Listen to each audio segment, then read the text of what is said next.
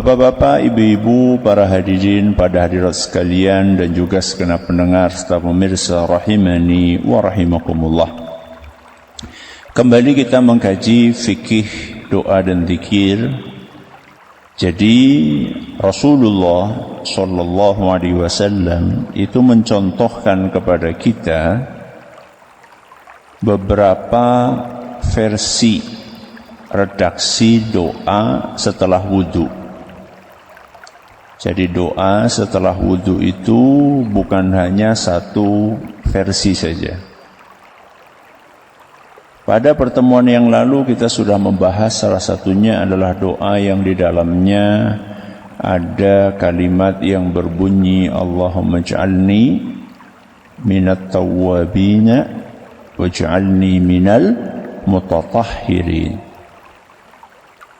Ternyata selain doa itu Nabi kita SAW juga mengajarkan versi yang lainnya, yaitu sebuah doa yang berbunyi Subhanakallahumma wa bihamdika ashhadu an la ilaha illa anta astaghfiruka wa atubu ilaik. Selama ini kita tahunya inilah doa kafaratul majlis. Yang benar yang mana? Ini doa setelah wudu atau doa setelah majlis? Dua-duanya. Dua-duanya. Jadi doa ini walaupun lebih familiar, lebih sering untuk dibaca di akhir majlis, ternyata doa ini juga diajarkan oleh Nabi kita Muhammad sallallahu alaihi wasallam untuk dibaca setelah wudu. Berarti boleh kita baca Allahumma ij'alni minat tawwabin, dan juga boleh pula kita membaca doa ini. Ya. Ya, boleh. Disambung juga boleh. Jadi setelah kita waj'alni minat tawwabin waj'alni minal mutatahhirin, kemudian kita baca apa? Subhanakallahumma wa bihamdika asyhadu an la ilaha illa anta astaghfiruka wa atubu ilaik.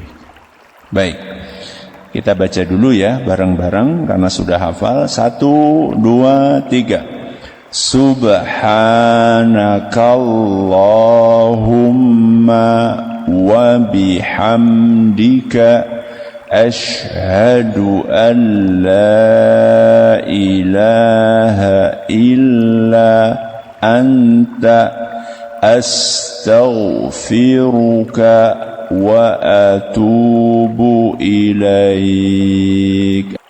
Apa landasannya? Dalil yang melandasi bahwa doa ini juga dianjurkan untuk dibaca setelah wudu.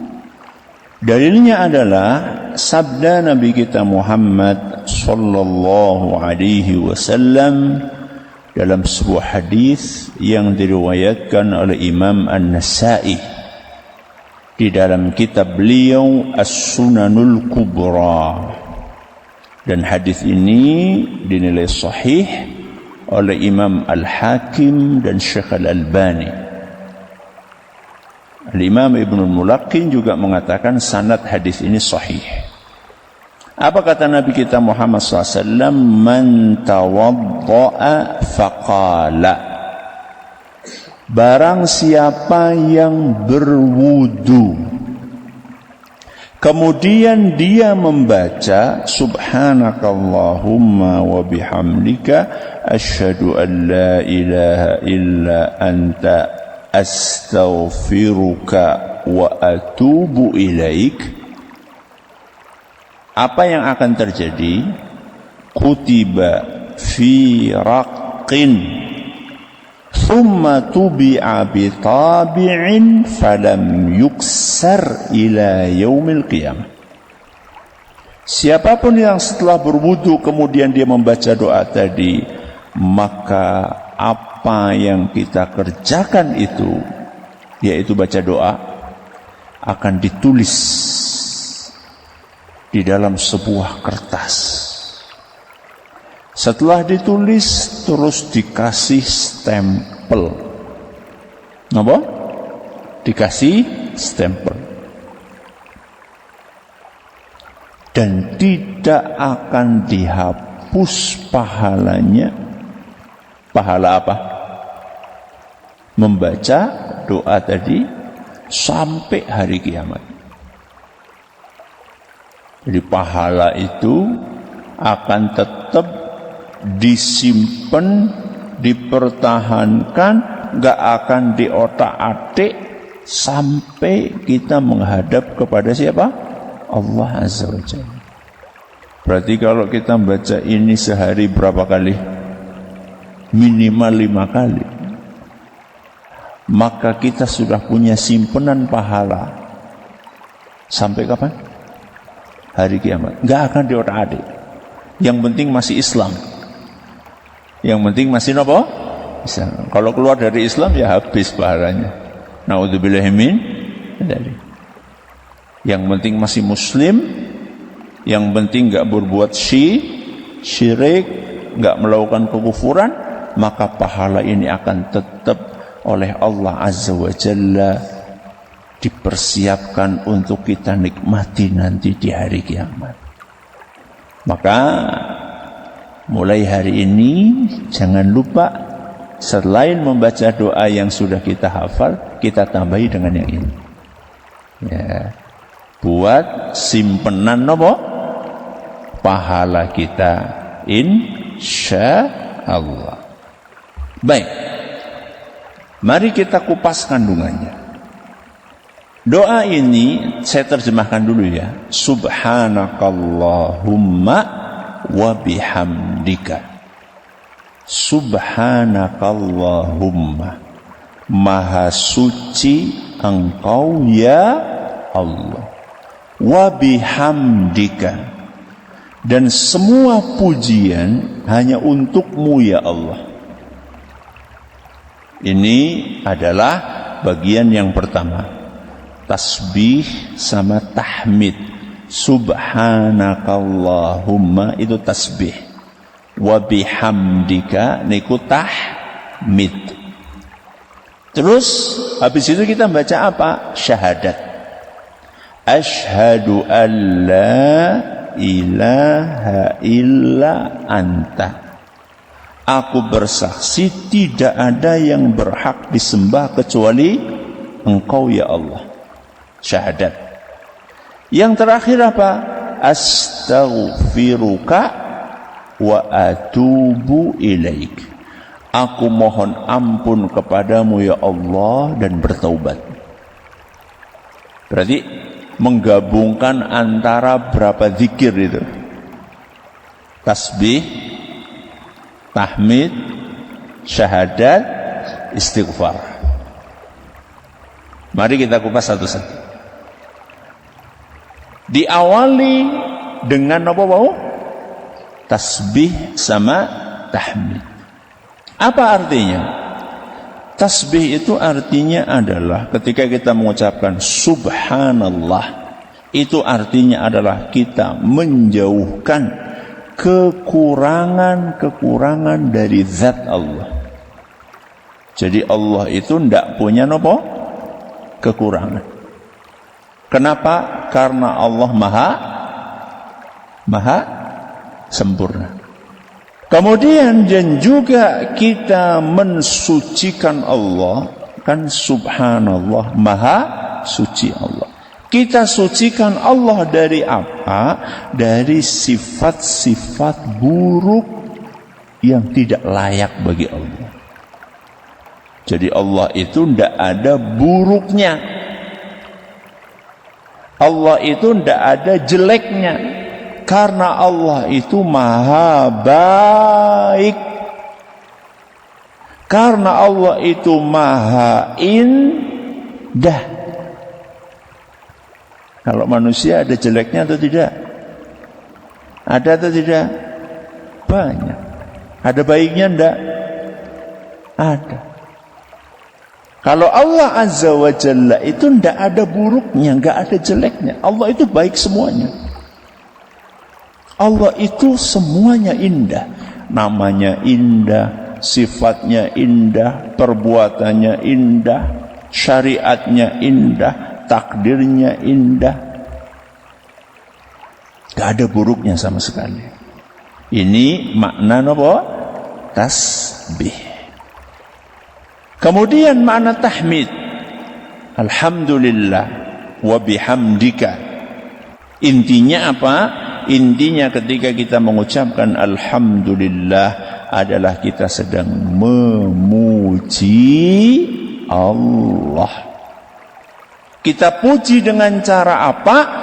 Dengan cara menyebutkan sifat-sifatnya yang sangat agung.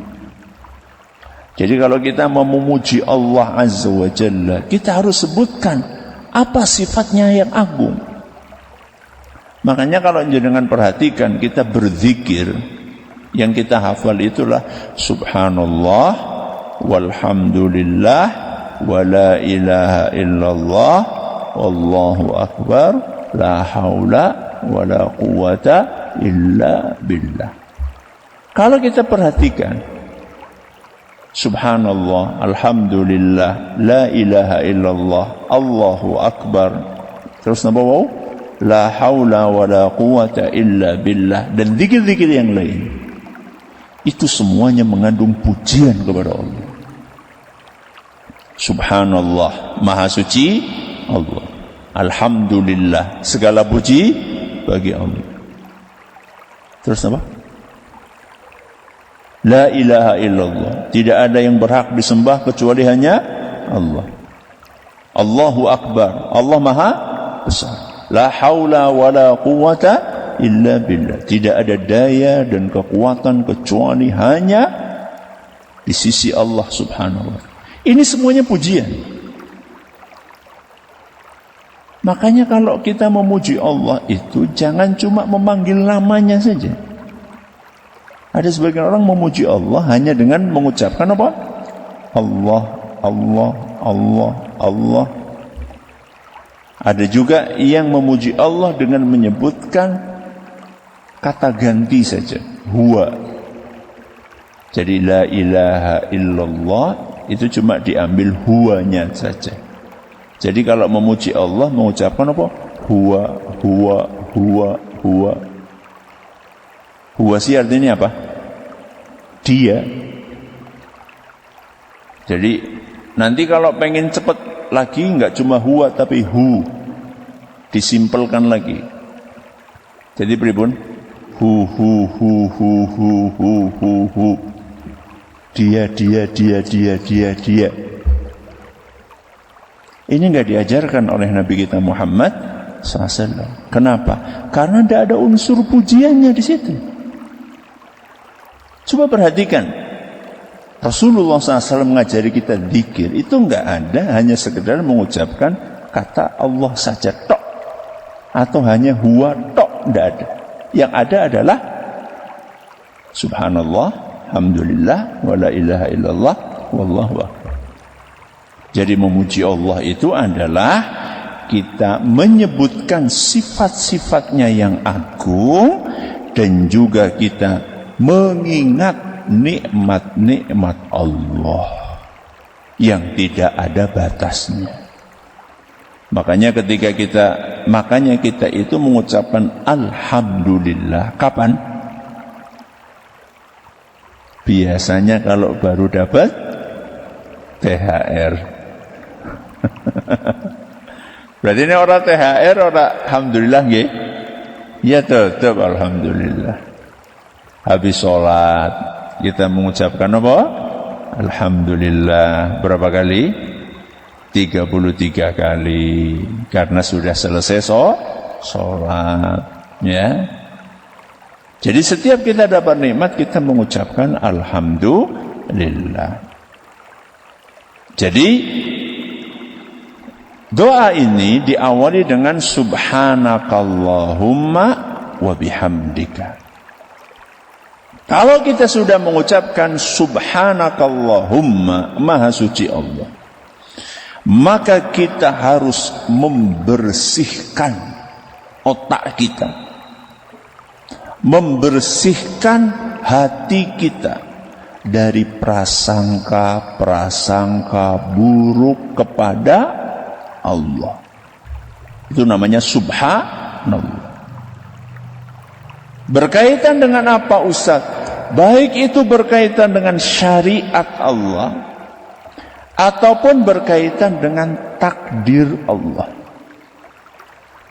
Berkaitan dengan apa? Syariat Allah sama berkaitan dengan apa? Takdir Allah. Syariat Allah, aturan hidup. Allah ini bikin aturan buat kita untuk hidup di dunia. Ada aturannya atau tidak? Allah bikin aturan atau tidak? Aturan yang Allah bikin itu baik atau buruk? Baik atau buruk? Baik. Contoh, ibu-ibu sama Allah dikasih aturan. Apa bu aturannya? Pakai jilbab. Pakai apa? Jilbab. Baik atau buruk bu? Baik atau buruk? Baik. Jadi syariat Allah itu diturunkan untuk menyusahkan manusia atau untuk membahagiakan manusia? Untuk membahagiakan manusia. Jadi ibu-ibu itu, mbak-mbak disuruh pakai jilbab, itu adalah untuk membahagiakan, bukan untuk menyusah. Jadi dulu para sahabiyah, ya, para muslimah di zaman Nabi SAW, itu jilbabnya simpel sekali. Subhanallah ibu-ibu ya, saking simpelnya. Dulu kan belum ada wajib jilbab ya. Di awal-awal Islam datang itu belum ada wajib jilbab. Walaupun mereka sudah biasa pakai jilbab.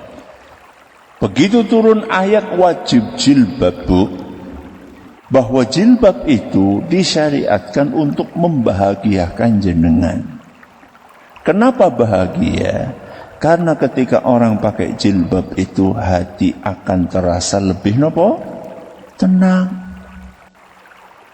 Makanya jarang ada ibu-ibu, ada mbak-mbak disuit-suiti. Di nopo bu? Disuit-suiti, digoda sama bocah-bocah. Kalau pakai nopo? Jilbab. Biasanya yang disuiti yang bagaimana bu? Nah, yang pakai celana pendek, yang pakai tank top, yang buka-bukaan aurat, itu yang disuit-suit. Yang akan digoda seperti itu. Tapi ketika jenengan pakai jilbab, akan lebih anggun, akan lebih terjaga kesucian dan kehormatannya. Oke, itu syariat contohnya. Contoh yang lain syariat. Allah Azza wa Jalla salat. Kenapa? Salat. Sehari berapa kali wajibnya? 5. Salat itu adalah salah satu cara kita mencari ketenangan di dunia ini. Makanya apa kata Nabi sallallahu alaihi wasallam, "Ya Bilal, aqimis shalah arihna biha." Wahai Bilal, begitu sudah masuk waktu salat, ayo azan. Arihna biha. Kami pengen mendapatkan ketenangan dengan salat itu. Jadi salat itu mendatangkan apa bu? Ketenangan. Semuanya syariat Islam itu mendatangkan ketenangan.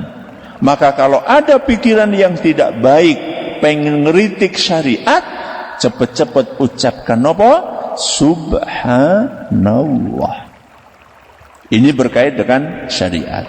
Kalau dengan takdir Allah Azza wa Jalla, iya, takdir Allah itu tidak ada yang buruk. Allah menakdirkan semuanya baik. Buruk itu dalam pandangan siapa? Dalam pandangan manusia. Contoh, sakit. Apa bu? sakit. Sakit itu kalau dalam pandangan kebanyakan orang baik atau buruk? Buruk. Ya, makan jadi ndak enak, kemudian harus pergi ke rumah sakit, bahkan kadang-kadang harus dioperasi. Setelah itu harus mengeluarkan uang yang banyak, gak bisa pergi kemana-mana, cuma tiduran aja di atas kasur. Kemudian terasa sakit, tubuhnya ndak nyaman, susah tidur. Menurut persepsi kebanyakan orang, sakit itu buruk. Tapi orang yang beriman, yang meyakini bahwa takdir Allah untuk orang yang beriman itu baik, maka dia tetap berhusnudzon bahwa sakit ini akan mendatangkan kebaikan. Apa kebaikannya? Bu, apa kebaikannya? Ngurangi dosa. Apalagi? Mengangkat derajat. Apalagi? Membuat kita menjadi lebih tangguh, lebih kuat menghadapi ujian. Menghapuskan dosa.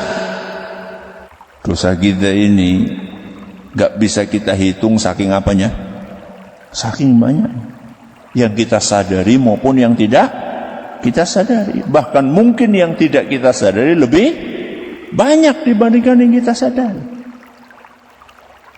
Maka salah satu sayangnya Allah kepada kita dikasih ujian, salah satunya sakit, untuk ngurangin apa? Dosa. Bahkan sampai sakit yang sifatnya remeh, yang sifatnya kecil sekalipun itu ngurangi dosa.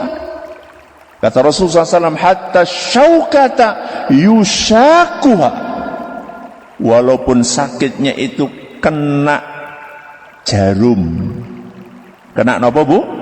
Jarum. Jadi lagi nopo? Lagi jahit. Kena jarum. Atau lagi bersih-bersih taman. Kena duri. Itu kan kecil, maksudnya bukan sakit yang berat banget gitu loh. Ya hanya sekedar keluar darahnya dikit, terus dikasih obat merah, ya, terus diruqyah, selesai. Paling cuma agak bengkak sehari 2 hari, setelah itu sembuh. Ini bisa menghapuskan dosa-dosa kita,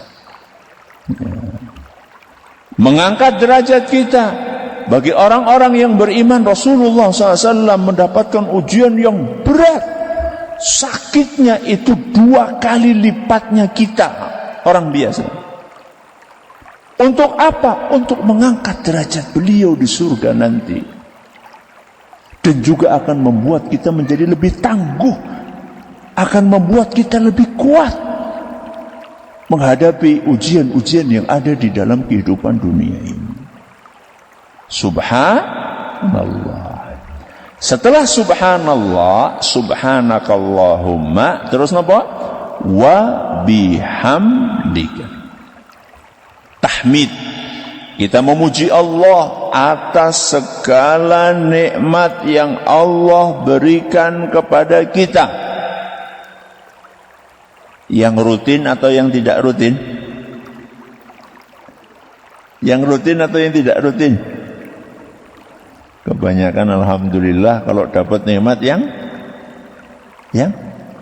tidak rutin. Contohnya, ya mau THR. Ya, THR kan setahun sekali. Itu pun kalau dapat. Nikmat yang rutin apa? Lu jenengan bisa ngelihat, mata kita ini bisa ngelihat. Nikmat atau bukan?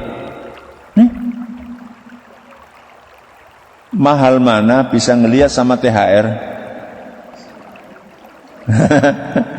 Mahal mana coba? Bisa ngelihat nikmat mata kita bisa ngelihat, nggak buta, atau nikmat THR bisa ngelihat. Milih mana jenengan? Oh, karepe loro-lorone. Jadi jangan sampai gara-gara nggak dapat THR melupakan nikmat yang lebih mahal daripada THR. Nopo? Apa tadi? Nikmat bisa ngelihat. Jangan mau dikasih THR terus matanya dicabut. Mau? THR-nya saya tambahi 10 kali lipat, mau? Enggak. Berarti lebih mahal nopo? Nikmat mata. Jadi jangan sampai nikmat yang sifatnya insidentil, yang sifatnya tidak rutin, itu kita tidak dapatkan, mengakibatkan kita lupa dengan nikmat yang jauh lebih mahal dan itu sudah rutin kita nikmati. Itu kita baru ngomongin mata. Emang cuma mata dok? Selain mata nopo? Telinga. Bisa nopo? Mendengar. Mulut. Bisa? Berbicara. Hidung. Bisa? Bernafas. Apa lagi? Otak bisa berpikir. Tangan bisa genggam, kaki bisa jalan, jantung bisa berdetak. Kurang apa? Jawabannya kurang syukur. Ya. Kita ini kebanyakan kita itu menganggap nikmat itu cuma duit. Kenapa? Cuma duit. Padahal nikmat kesehatan itu lebih mahal daripada nikmat apa? Duit. Orang dikasih duit sekian M dengan syarat dicabut apanya tadi? Penglihatannya, pendengarannya. Ya, mau atau tidak? Tidak mau. Kan bisa berobat nanti dengan uang sekian M itu. Ya tetap saja berobat itu bisa sembuh, bisa tidak. Dah ya.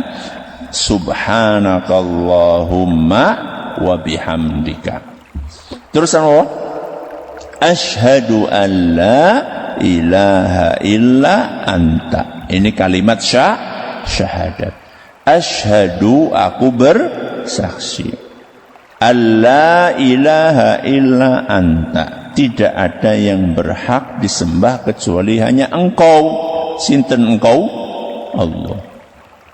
Jadi kita ini dilatih, diingatkan lagi dengan syahadat. Yang intinya bahwa meyakini satu-satunya yang boleh disembah itu cuma Allah.